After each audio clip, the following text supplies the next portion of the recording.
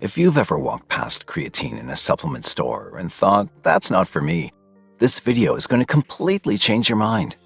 Because what the research has uncovered about creatine over the past 2 decades has almost nothing to do with building muscle, and almost everything to do with how your brain functions, how fast you age, and how well your body handles daily life. The marketing never changed. The image never changed.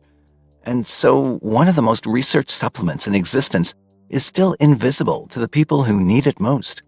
In this video, we're going through 7 science-backed facts about creatine that most people have never heard.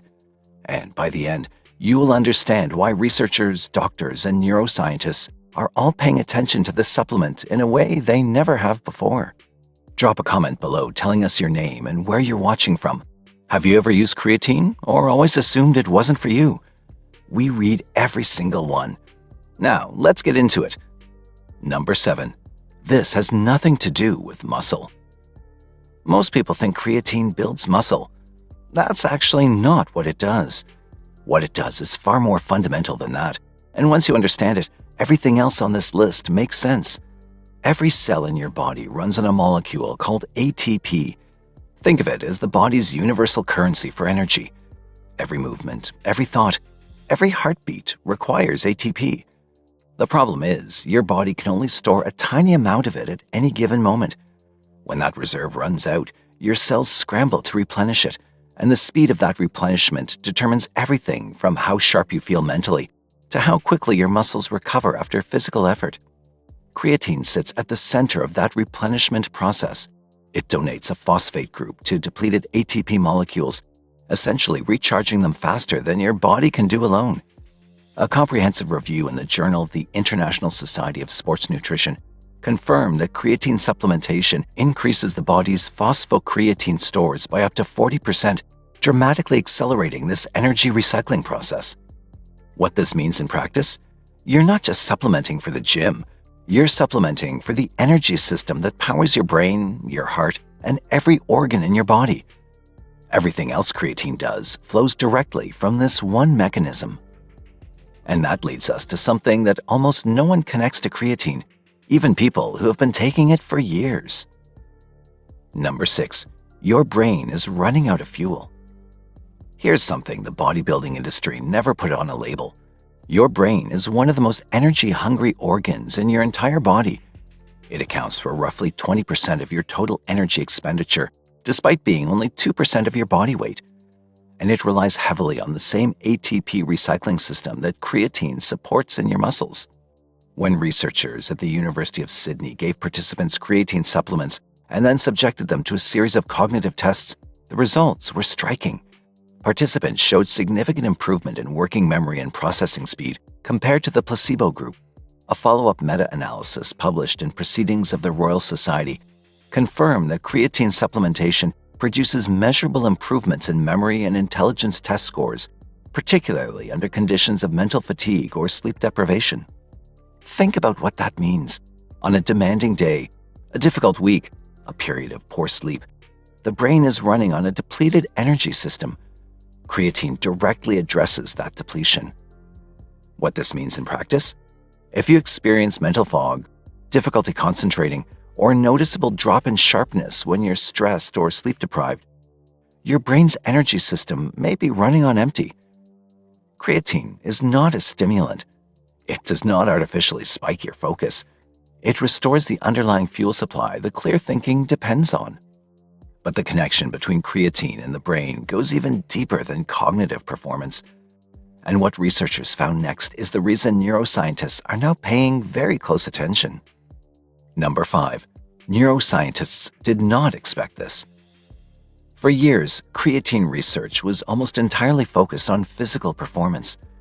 Then neurologists started examining what happens to the brain's energy metabolism during the early stages of neurodegenerative disease, and the findings pointed somewhere unexpected. In conditions like Parkinson's and Alzheimer's disease, one of the earliest findings is a disruption in the brain's ability to produce and recycle ATP. The energy system fails before the visible symptoms fully emerge. Researchers began asking a straightforward question. If creatine supports ATP recycling, could it protect against that early disruption? A study published in the journal Neuroscience found that creatine supplementation significantly reduced markers of oxidative stress in brain tissue and helped maintain mitochondrial function under conditions that would otherwise accelerate cellular damage. The research in humans is still developing, but the mechanistic evidence is strong enough that several leading neuroscientists now consider it one of the most promising neuroprotective supplements currently available without a prescription. What this means in practice? Taking creatine consistently is not just about how you feel this week. It may be an investment in the long-term resilience of your brain at the cellular level. Now, here's where it gets personal for a lot of people, and it's the reason many individuals who have never set foot in a gym should be paying attention. Number 4. Your body has been quietly losing this since your 30s. Here's the biological reality that most people are never told directly. From your mid-30s onward, your body begins losing muscle mass at a rate of roughly 3 to 5% per decade if nothing is done to counteract it. This process, called sarcopenia, accelerates significantly in periods of inactivity, illness, or chronic stress. And it's not just about appearance or athletic performance. Muscle tissue is metabolically active. It regulates insulin sensitivity, supports bone density, and provides the structural foundation that keeps your joints stable and your posture intact. Creatine does not reverse sarcopenia on its own, but a landmark meta-analysis in the Journal of Strength and Conditioning Research found that individuals who supplemented with creatine while performing resistance exercise gained significantly more lean muscle mass and functional strength than those who exercised without it. More importantly, a separate study found that creatine supplementation alone, without any exercise, still slowed the rate of muscle protein breakdown compared to a placebo. What this means in practice? You don't need to be training for a competition. The goal is preservation, maintaining the muscle tissue that keeps your metabolism healthy, your bones protected, and your body capable of handling whatever daily life asks of it. And what creatine does for the body under stress is something researchers only recently began to fully understand. Number 3. There is a fire inside you right now. Chronic low-grade inflammation is now understood to be one of the primary drivers of accelerated aging, cardiovascular disease, type 2 diabetes, and cognitive decline. Not the acute inflammation of a sprained ankle, the silent systemic kind that burns slowly in the background for years without obvious symptoms until the damage is already significant. What researchers discovered is that creatine has a meaningful anti-inflammatory effect at the cellular level. A study published in the Journal of Nutrition found that creatine supplementation significantly reduced levels of homocysteine, an inflammatory amino acid strongly associated with cardiovascular disease risk. The mechanism connects back to the energy system we covered at the start. When cells have adequate ATP, they're better equipped to manage oxidative stress before it accumulates into systemic inflammation. What this means in practice? Creatine is not just building something, it's protecting something. Every day you take it, you're giving your cells a better chance at managing the inflammatory load that modern life continuously generates. Now, everything we've covered so far leads directly to the reason number 2, which is the one that changes how most people think about their daily energy levels entirely. Number 2, you are not tired, your cells are. Most people reach for caffeine when they're fatigued, and caffeine works, temporarily, by blocking the adenosine receptors that make you feel tired. But it doesn't actually address why you're tired. It masks the signal without resolving what's underneath it. Physical and mental fatigue at the cellular level is largely a story of depleted energy reserves.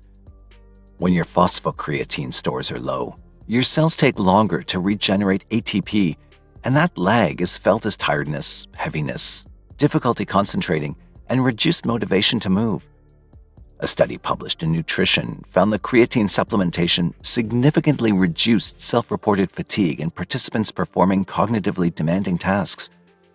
A separate randomized controlled trial found that athletes supplementing with creatine reported substantially lower perceived exertion during exercise at the same objective intensity. What this means in practice? The fatigue you normalize as just how you feel may not be inevitable. It may be an energy system running below its capacity. Creatine doesn't stimulate you. It restores the underlying reserve that makes sustained effort, mental and physical, feel less like a battle. Which brings us to number 1, the finding that changed how the entire scientific community thinks about the supplement, and the reason doctors who would never have recommended creatine a decade ago are now reconsidering. Number 1. 30 years, one unexpected conclusion. Here's the thing about supplements.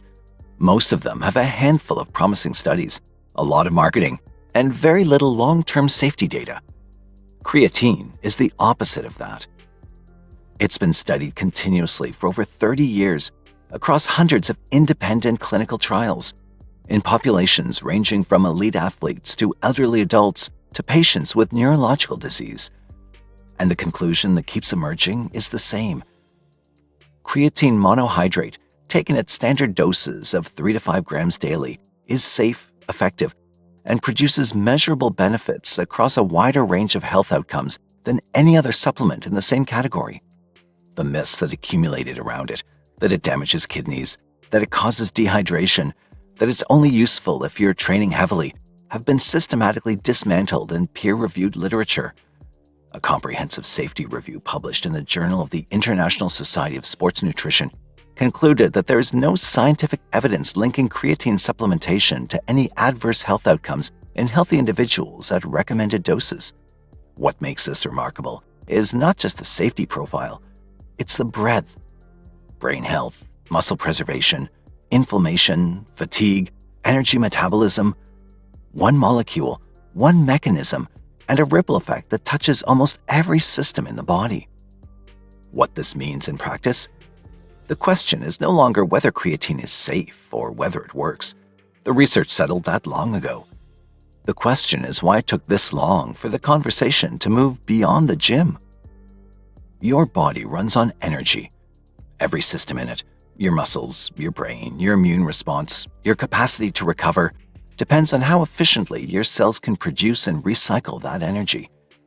Creatine sits at the center of that process, not as a performance drug, not as a shortcut, as a foundational support for the biology you're already running on.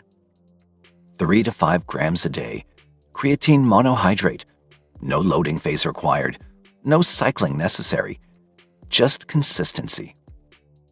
Thank you for watching all the way to the end. If this changed the way you think about creatine, subscribe so you never miss what we put out next. And leave a comment below telling us whether you've ever taken creatine and what stopped you or what started you. We'll see you in the next one.